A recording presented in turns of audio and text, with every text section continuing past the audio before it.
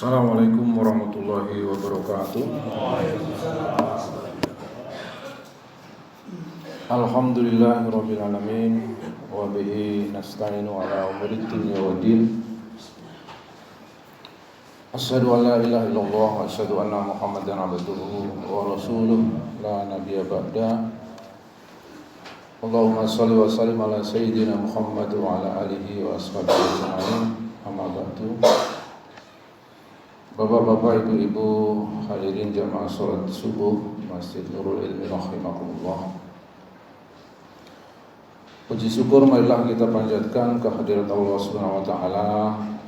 Pada pagi ini kita masih mendapatkan nikmat yang tidak terhingga, nikmat yang sangat banyak berupa nikmat kehidupan, nikmat kesehatan dan nikmat iman dan Islam. Salawat dan salam kita sampaikan pada tauladan panutan hidup kita Rasulullah Muhammad sallallahu alaihi wasallam, para sahabatnya, para keluarganya, para pejuang-pejuang risalahnya. Mudah-mudahan kita termasuk orang yang senantiasa memperjuangkan risalah beliau. Amin. Allahumma. Bapak dan Ibu sekalian dimati Allah, pada kesempatan yang singkat ini saya ingin menyampaikan satu topik tentang musibah yang menimpa kita, menimpa umat kita di dalam hidup kita. Bahwa hidup ini adalah ujian, selalu datang silih berganti musibah dan anugerah. Nah, tentang musibah ini Allah SWT berfirman di dalam surat Asy-Syura ayat 30. A'udzubillahi minasyaitonir rajim. Wa ma asabakum min musibah fabima kasabat aydiyakum wa ya'fu an katsir.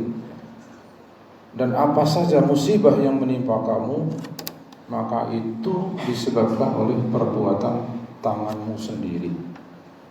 Dan sungguh Allah memaafkan sebagian besar dari kesalahan-kesalahan. Musibah yang kita terima ini bisa skalanya pribadi, kita menerima penyakit, menerima kesulitan hidup, mungkin bisa juga keluarga kita. Ya, tapi yang ingin saya sampaikan adalah umat kita, negeri kita, baik itu di negeri kita Indonesia maupun seluruh dunia. Di negeri kita mungkin sudah tidak bisa kita hitung banyaknya musibah. Salah satu yang ingin saya sampaikan pada pagi ini adalah banyaknya perjudian. Jadi perjudian online itu menurut Menko Polhukam itu 3 bulan saja tahun kemarin itu 100 triliun omsetnya ini. Dan dalam 2 tahun itu hampir 500 triliun. Dan orang-orang yang terlibat itu sampai 3 juta, dan itu banyak generasi muda, warga miskin, pelajar, mahasiswa. Nah, apa sih sebenarnya yang menyebabkan itu semua ya? Padahal kalau kita melihat hukum tentang judi gitu ya, judi itu Allah sudah berfirman ya, innamal khamru wal maisiru wal ansubu wal azlamu rijsun min a'mali syaitan. Sesungguhnya khamr gitu ya, minuman keras, dan judi, mengundi nasib, berhala, itu adalah rijsun, najis, termasuk amalan setan, fajtanibuhu, maka jauhilah. Artinya Allah memerintahkan kita untuk menjauhi, tetapi disinilah masalahnya. Disinilah masalahnya adalah bahwa negeri kita itu bukan negeri yang didasarkan pada perintah-perintah agama, dalam artian apa yang Allah haramkan mestinya diharamkan oleh negara. Judi diharamkan, bahkan pelakunya ditakzir ya, hukumnya. Zina diharamkan, bahkan pelakunya dicambuk atau dirajam. Tetapi negeri kita tidak membuat undang-undang itu, dan inilah musibah itu. Selanjutnya yang kedua adalah di dalam umat kita secara internasional, di mana saat ini begitu gencar bebaskan Palestina semua. Bahkan ada satu wisuda di Amerika di mana wisudawanya semuanya menggunakan bendera Palestina. Apa sebenarnya yang menyebabkan itu terjadi dan apa solusi yang sebenarnya? Palestina adalah bumi umat Islam. Negeri Palestina juga negeri umat Islam. Ya, bangsa Palestina sebenarnya adalah umat Islam juga. Artinya apa yang menyakiti mereka harusnya menyakiti kita.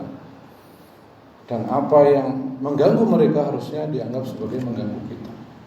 Dan Allah Subhanahu wa taala sudah membuat solusi. Solusinya ada di dalam surat Al-Baqarah ayat 190 dan 194. Yakni perintah ketika terjadi hal yang seperti di Palestina, yakni Gaza dibombardir, ribuan masjid bangunan diruntuhkan, anak-anak dibunuh. Solusinya waqatilu fi sabilillahi alladziina yuqatilunakum wa la taqtatu innallaha la yuhibbul muqtadin. Dan perangilah di jalan Allah orang yang memerangi kamu. Kita jangan menganggap yang diperangi bangsa Palestina kok, bukan bangsa Indonesia. Berarti kamu itu kita menganggap Indonesia. Mestinya kamu ya kaum muslimin. Ya. Perangilah orang-orang yang memerangi kamu. Kamu itu kaum muslimin, bukan ini Palestina. Kita kan Indonesia. Jadi ya demo-demo aja. Nah, sebenarnya pemahaman seperti inilah yang kemudian menjadi kita tidak kunjung punya solusi. Bahkan ada juga ayat berikutnya. Famani tada 'alaikum fa'tadu 'alaihi bimithli ma tada 'alaikum wattaqullaha wa'lamu annallaha ma'al muttaqin. Kita masih di bulan Syawal. Puasa kita didengungkan dengan takwa. Di sini dikatakan, oleh sebab itu barang siapa yang menyerang kamu wahai kaum muslim, maka seranglah ia seimbang dengan serangannya terhadapmu. Bertakwalah kepada Allah. Ketahuilah bahwa orang beserta orang-orang yang bertakwa. Artinya ketika negeri Palestina Gaza dibombardir dan kita tidak menyerang, maka ayat ini kita abaikan dan kita belum termasuk orang-orang yang bertakwa. Oleh karena itu jemaah, kita harus mengingat bahwa sesungguhnya Palestina dulu dibebaskan oleh Khalifah Umar bin Khattab pada abad ke-7. Pada abad ke-9 dia direbut oleh tentara salib, dikuasai kurang lebih 90 tahun, dan kemudian Salahuddin Al-Ayyubi merebutnya kembali. Mereka yang merebut, membebaskan adalah para khalifah. Maka tidak mungkin Palestina akan bisa kita rebut kembali ketika umat Islam tidak memiliki pemimpin. Yahudi Israel nggak sampai 10 juta, umat Islam 2 miliar. Tapi menyerang Israel itu artinya menyerang Amerika, menyerang peradaban Barat. Apakah umat Islam tidak menyerang karena tidak punya tentara? Punya. Mesir punya tentara, punya tank, punya rudal. Sebenarnya Syam, Syria, Yordan, mereka punya tentara. Agak jauh lagi ada Saudi, kemudian Iran, Indonesia. Mereka punya tentara, mereka punya senjata. Tetapi kenapa tidak bergerak? Karena mereka tidak punya komando. Siapa yang mengkomando? Imam. Oleh karena itu jemaah yang dirahmati Allah, adalah sebuah bisyarah Nabi bahwa satu saat nanti di akhir zaman akan datang seorang imam itu, dan kedatangannya bukan kita tunggu, tapi kita perjuangkan. Rasulullah SAW bersabda, al-imamu junnah. Imam itu bagaikan perisai. Ya, yuqatalu min wara'i wa yuttaqi. Kalian berlindung di bawah perisai itu dan kalian berperang bersama imam itu. Oleh karena itu ada perintah Allah yang patut kita camkan, yang menjadi salah satu sumber dari musibah yang kita alami, yakni kita mengabaikan perintah Allah. Ada ayat yang betul-betul menolak kita. Wa'tasimu bihablillahi jami'un wa la tafarraqu. Berpegang teguhlah kalian, bersatulah kalian di bawah agamaku, dan janganlah kalian bertafarruq, bercerai-berai. Percerai-beraian itu muncul dari pikiran kita, bahwa kita bangsa Indonesia, dia bangsa Arab, dia bangsa Palestina, bangsa itulah tafarruq di sini. Mestinya kita adalah umat yang satu. Kita menyembah Tuhan yang satu. Kita menghadap Allah yang satu. Nabi kita satu, Al-Quran kita satu. Mestinya pemimpin kita satu. Itu solusinya ya. Selama itu belum dipecahkan, maka selama itu pula Palestina belum bisa diselesaikan. Oleh karena itu jemaah yang dirahmati Allah, bahwa suatu saat akan ada imam. Bahkan ada hadis-hadis tentang Imam Mahdi begitu banyak. Apakah yang akan menyatukan ini Imam Mahdi? Bukan. Yang menyatukan adalah kita semua, yang berjuang untuk sampai kepada persatuan. Bukan hanya persatuan di Indonesia, bukan, tapi persatuan di seluruh dunia. Sebagaimana dulu ada kerajaan-kerajaan di Indonesia, ketika hadir sebuah konsep baru, maka kerajaan hilang dan berdiri negeri di atas konsep bangsa. Maka ketika saat ini negeri-negeri dalam konsep bangsa hadir dan tidak bisa mensolusi musibah-musibah, maka nanti akan hadir kembali konsep Islam yang diakini, yang akan menghilangkan kembali negeri-negeri dengan konsep bangsa itu. Dan itulah yang Allah katakan, musibah yang menimpa kamu adalah kesalahan dari kamu sendiri.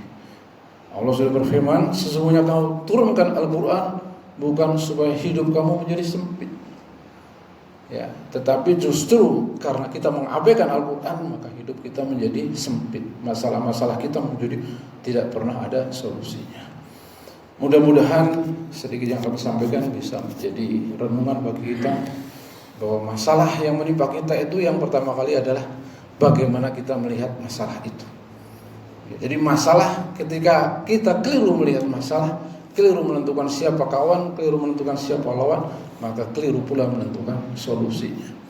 Demikian, mudah-mudahan Allah selalu melindungi kita, memberi petunjuk kepada kita, dan memberikan ampunan kepada para pemimpin kita, dan mudah-mudahan persatuan umat di Indonesia dan terlebih lagi di seluruh dunia ini bisa tercapai dengan kehendak Allah.